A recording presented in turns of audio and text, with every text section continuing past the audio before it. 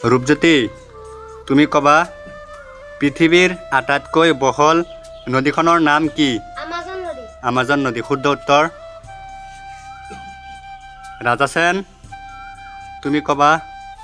সূৰ্যোদয়ৰ দেশ বুলি কোনখন দেশক জনা যায় জাপান দেশ শুদ্ধ উত্তৰ মহৰ সিং তুমি কবা বজ্ৰপাতৰ দেশ বুলি কোনখন দেশক জনা যায় ভূটান শুদ্ধ উত্তৰ দেৱজিৎ তুমি কবা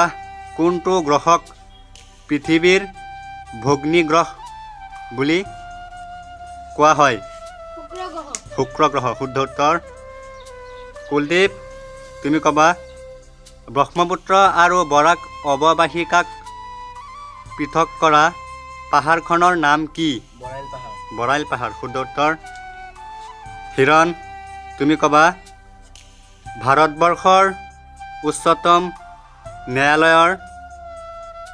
বিচাৰকৰ মুঠ সংখ্যা কিমান 31 জন শুদ্ধ উত্তৰ ৰাহুল তুমি কবা অশোকে কোনখন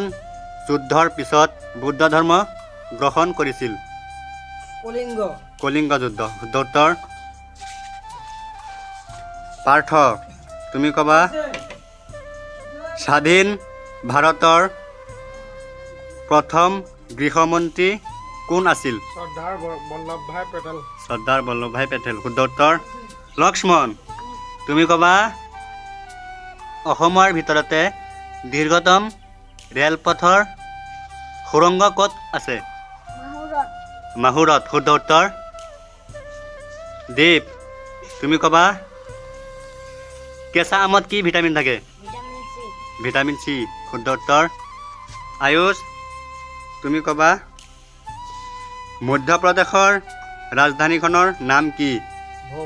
ভোপাল শুদ্ধ উত্তৰ